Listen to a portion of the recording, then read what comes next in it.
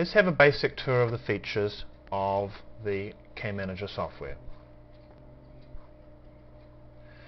Let's start by making a new file.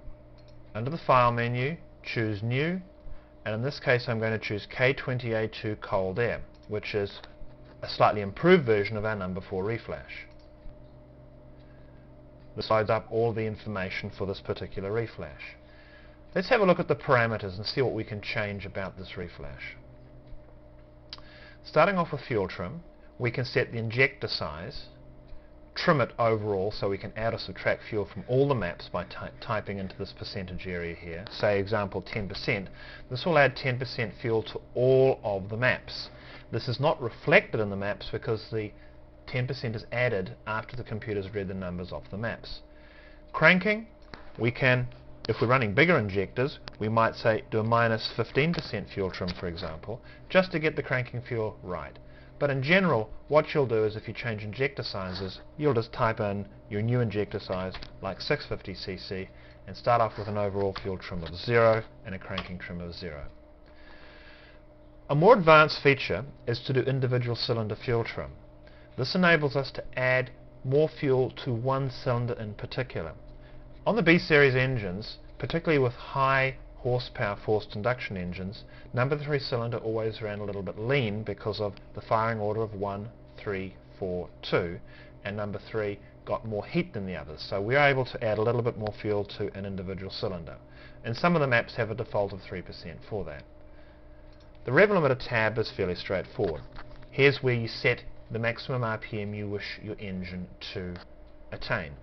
If you're going to do very high RPM, such as 9,000 RPM or higher, it is highly recommended that you have valve springs and rods in particular.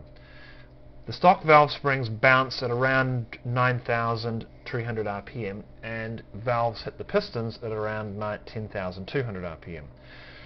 The higher you rev the engine, the greater the stress on the conrods. So again, any sustained high RPM operation, rods are highly recommended. The Vtec window is something that is a little bit more complex than just a single on-off point.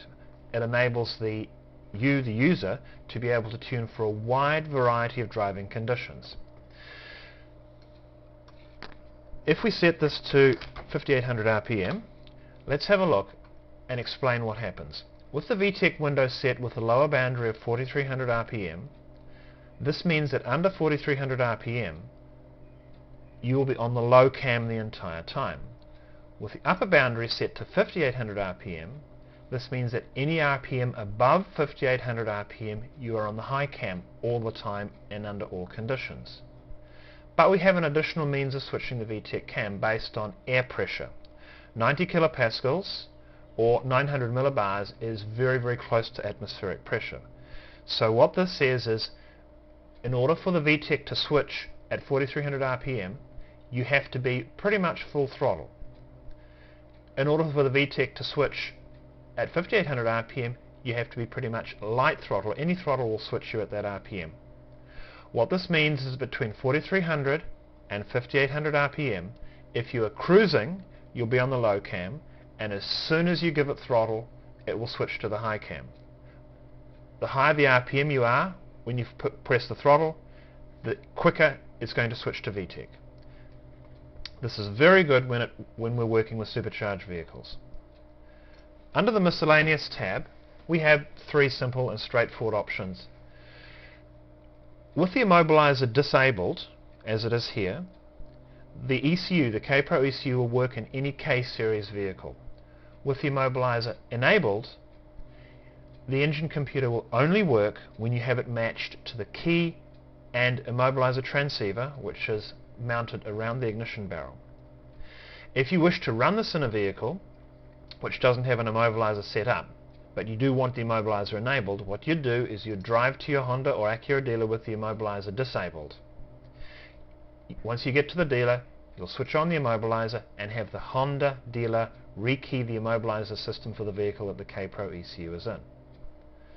The multiplexer is a wire that runs from the ECU and communicates with a number of systems around the vehicle. For example, the instrument cluster, the air conditioning, and the supplementary restraint system. With the multiplexer disabled, your temperature gauge won't work and your air conditioning won't work. This is more for use in race vehicles that don't have these features. And again, for use in race vehicles is the ability to switch off OBD2. What this does is it switches off all the sensors associated with the emission standards. And in a race vehicle you won't need the secondary oxidant sensor, fuel tank pressure sensor, air pressure, electronic load detector, and a variety of other sensors that are there. In addition, a byproduct of switching off OBD2 is the wideband front oxidant sensor is able to trim your fuel and compensate for a wider variety of fuel. So if you have really bad fuel tuning, switching off OBD2 will compensate a little bit better. The NOx sensor is a sensor which listens to sound in the engine, and determining it and comparing it with pre-recorded values in the computer will decide if there's knock occurring. A really useful feature is to flash the MIL or the engine check light when knock is detected. This gives you an indication when you're driving along if you're getting any knock conditions, and if you see the engine check light flickering at you, then you'll simply need to lift off the accelerator, find out what the problem was, and correct it by retarding the ignition or running a higher octane fuel. Idle, again, fairly straightforward. The stock idle is 750 RPM. But when you're running larger injectors, we recommend bumping up the idle at least 100 to 150 RPM. 850 is a good example.